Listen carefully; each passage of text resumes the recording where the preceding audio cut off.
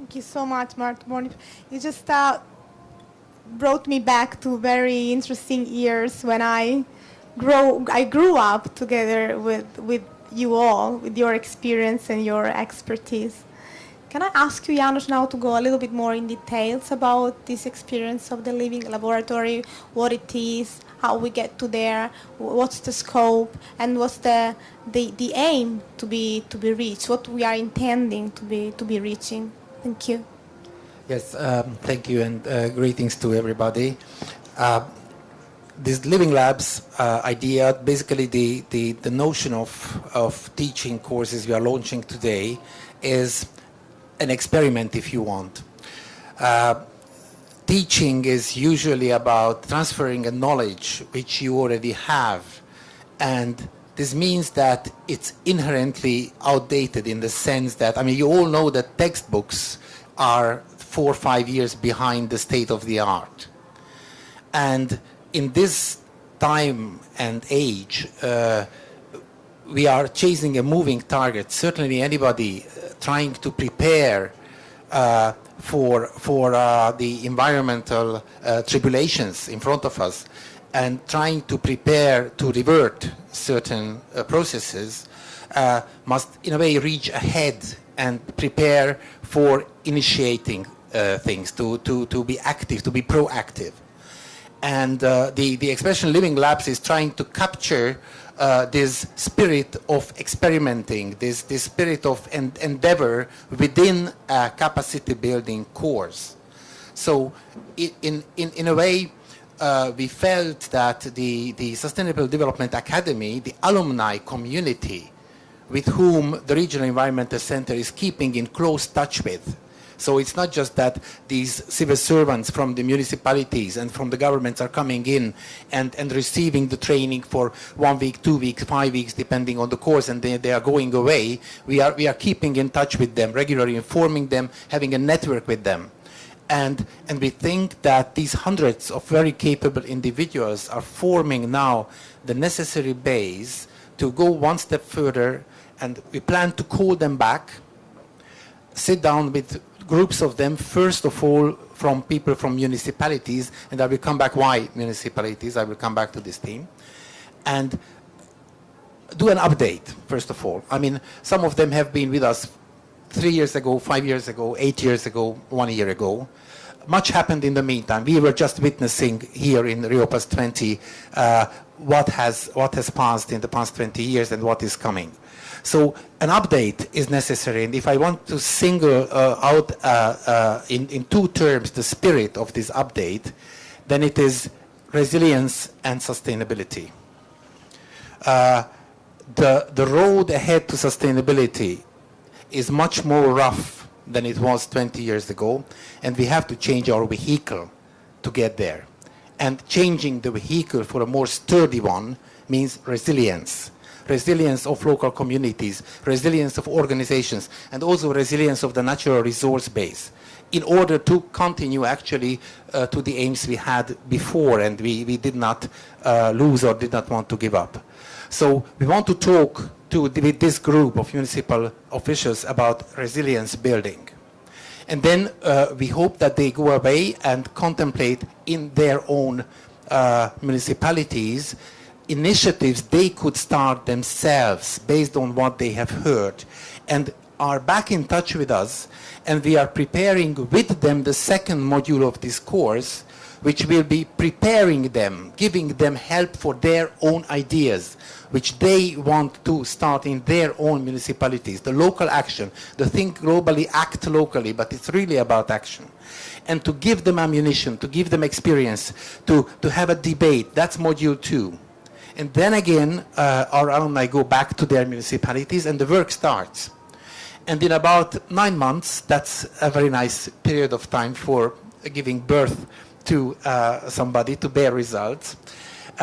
We want to recall the group again, module 3, and discuss what has happened, to discuss the successes and the failures and the lessons learned and the bottlenecks, and even publish it to have a ripple effect.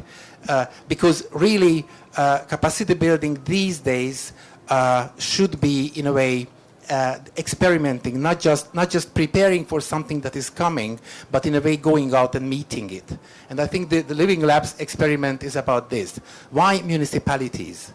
A municipality, a local authority, a local community is small enough to discuss challenges, small enough to agree going out and meeting those challenges, but big enough to pool resources.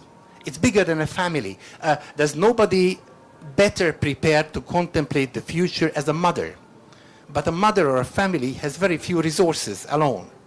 So we need a group of thousands or hundreds of mothers and fathers in a local community who can pool their resources, human resources and material resources, and at the same time gather the willingness to go out and change something in their own community to be better prepared for the bigger transition. So that's, in a coconut shell, the philosophy of the Living Labs.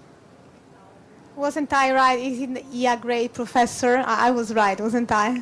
Whatever he explains is just it's just a picture with a lot of enriching elements. You're always humbling people, makes you understand so many things. No, I can see it's just, for the last year I was a little bit out of the process, so I missed a lot of things, and I can see that you just are upgrading the Sustainable Development Academy to a better, I would say, forward, upward stage, which I'm very happy about. Can I add a sentence? This is coming to a full circle, because Marta will remember that as Dr. Kleene launched basically the Sustainable Development Academy, then his vision was first the people, and second the knowledge transferred. So basically, it is the alumni community on which we hope to be able to build. And you need long-term thinking. Again, it shows that before educational capacity building efforts, you need long-term thinking. It took 8-10 years to have hundreds of alumni whom we can now engage in this second phase. And without that patience and vision, this would never have happened. So while Dr. Kleene is addressing the plenary, we must recall his vision in this pavilion and be grateful for that. That's a very important point. In fact, I apologize for the absence of Minister Corrado Kleene. I should have said it from the very beginning. Apparently, he's giving his speech right now in the plenary, and that's why I couldn't be here. In fact, he's the initiator of this big initiative, and he's always been behind it. And in fact, as you are saying, putting people together, those people are governing and having them exchanging, understanding, transferring knowledge, improving their knowledge, and also, in a way, overcoming the limits that each individual has to a broader exchange of a union of people. That's, I think, the only way forward for a good governance. And that's the other question I would like to address to Marta now. Like, what do you think that leaders nowadays should be doing as far as education is concerned for bringing forward ideas to be implemented in a way which can get our world in line with whatever is needed, which is, I think we are just experiencing a very delicate, crucial time. What do you think, Marta, about it? Stefania, thank you for the question. When we really think about how our structures are being operated, then you remember that we elect politicians for 4 years. And when, that's one of the longest times for 4 years. Sometimes it's shorter. So they make decisions based on that. Many of the politicians are making decisions to be re-elected. So the whole political cycle is very short term instead of longer term. And I think that most of the issues we are facing now requires commitment and coalition and cooperation for longer term. So I think that one of the most important crucial elements is that our political leaders come together and vision together for the betterment of this world long term. The second issue is that I think 20 years ago, nobody talked in the business community about environment. Now we have the Global Compact, we have the business community taking the initiative of and willing to take action. And I think business leaders and political leaders, if they vision together long term, and we have all the communities and the stakeholders and regional organizations like us helping the process to be translated from global to local, that's going to be helping the process going. We all need a paradigm shift. And one of the things we are always saying, it's not leadership that we need, leadership that is needed, as Laszlo Ervin was saying very wisely quite a few years ago. And that's what we are needing. Long-term thinking, action orientation, and also commitment from person to communities. And I think this is why this exercise is going to be the living laboratory, very important. And this shows also one of the visionary ideas that Dr. Clini is always putting forward towards building a more resilient community, not only in Italy, but globally, because one country cannot succeed. We are a network of partners, and also we are all members of Spaceship Earth.